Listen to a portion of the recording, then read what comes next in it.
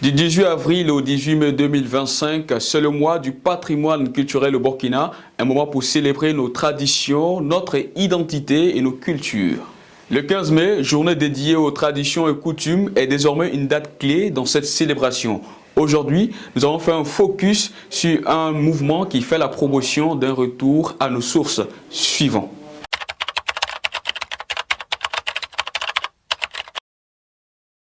En tant qu'étudiant, je compte maintenant sensibiliser et puis aller vers l'africanité, sensibiliser et appeler les gens à recentrer les actions sur l'Africain. En tout cas, nous, en tant que CAMIT, ce que nous comptons faire, en tout cas, c'est de remercier encore l'entité suprême et nos ancêtres qui ont mis au monde nos arrière-grands-parents, qui ont mis au monde encore nos arrière-grands-parents, ainsi de suite, jusqu'à notre génération.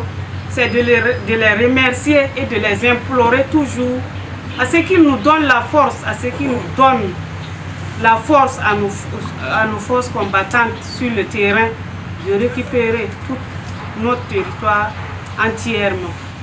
Bon, fêter le 15 mai, bon, non pas vraiment. Vous êtes africain? Je suis africain, oui. Mais bon, je suis de confession religieuse musulmane et bon, ça ne va pas vraiment avec ma foi. Donc le 15 mai, j'accompagne mais je ne vais pas la fêter. L'année dernière, je l'ai célébré au village. Cette année encore, je compte rentrer si toutefois les moyens me le permettent parce que me retourner au village, aller, on a des sacrifices que je suis un bobo. Nous avons des sacrifices que nous avons l'habitude de faire et en faisant ces sacrifices, non seulement on dit publiquement notre appartenance à nos ancêtres, dit que nous sommes fiers de les avoir comme ancêtres et nous les honorons parce qu'ils ont aussi des règles qu'ils nous ont léguées et nous devrons en tout cas travailler à promouvoir ces règles-là. Donc avant même d'initier le 15 mai, on le faisait et venir encore initier le 15 mai, c'est encore nous encourager à continuer dans la voie que nous faisions avant. Il faut dire qu'en tant qu'organisation ayant milité pour qu'il nous arrive le grand bonheur, la grande grâce de nos ancêtres et de Dieu Tout-Puissant, que nous puissions connaître ce jour du 15 mai, pour nous, c'est le 15 mai faire en sorte qu'il y ait une rencontre magique qui mobilise les Africains autour de leur patrimoine. Et nous avons décidé ce 15 mai par exemple de faire une conférence où on va mobiliser les prêtres et les connaisseurs de la tradition africaine, qui pourront avoir l'occasion de côtoyer leurs fidèles. Les gens par exemple qui veulent voir Seydou Nagreogo, ils ne savent pas comment le rencontrer.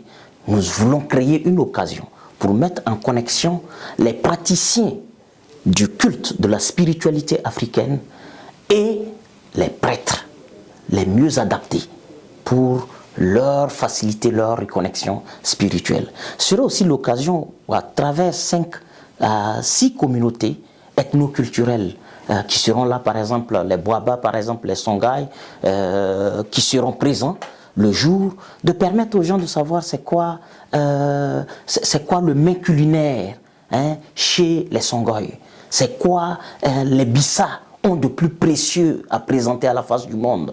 C'est quoi, par exemple, les Mossé ont comme génie en matière de tissage de pagne qu'ils veulent partager. Donc nous voulons créer une sorte de circuit culturel qui permet à tous ceux qui vont se déplacer ce jour de découvrir les autres. Et en découvrant les autres, nous allons apprendre à vivre en paix.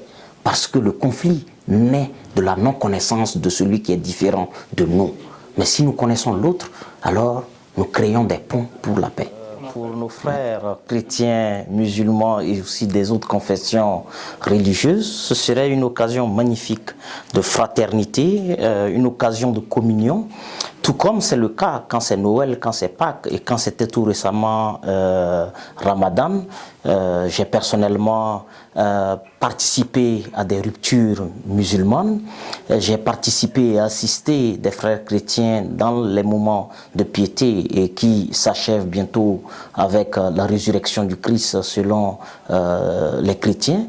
Et de la même façon, nous fraternisons, que ce soit l'occasion pour ces gens de venir également partager ces moments de redécouverte de nous-mêmes, de redécouverte de la culture africaine et de ne pas avoir peur. Ce n'est pas un processus ennemi de Dieu ou adversaire de Dieu, ce sont un chemin par lequel nous allons tous atteindre Dieu. Donc ce serait une occasion pour toutes les croyances de se frotter, de partager ce qu'elles ont à partager et de donner un sens à l'harmonie et à la cohésion sociale du Burkina. C'est aussi de la religion traditionnelle, de la religion ancestrale.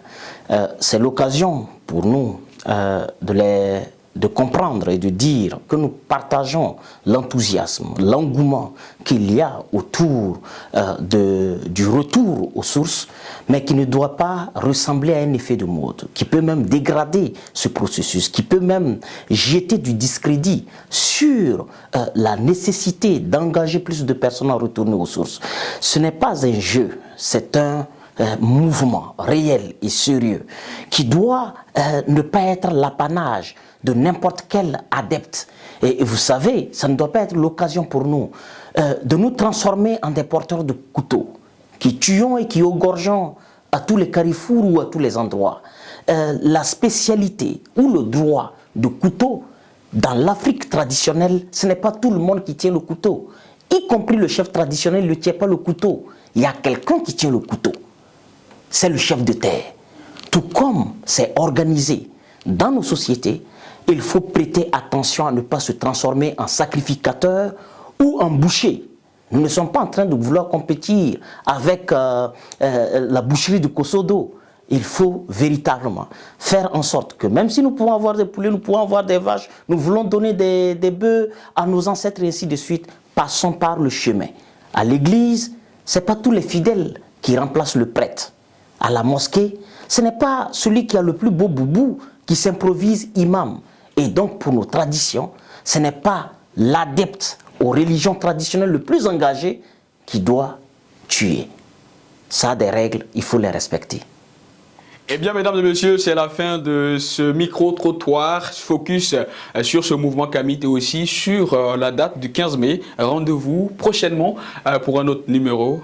Mais d'ici là, prenez soin de vous et n'oubliez pas, likez, commentez, partagez et surtout, donnez vos avis en commentaire. Prenez soin de vous et ciao.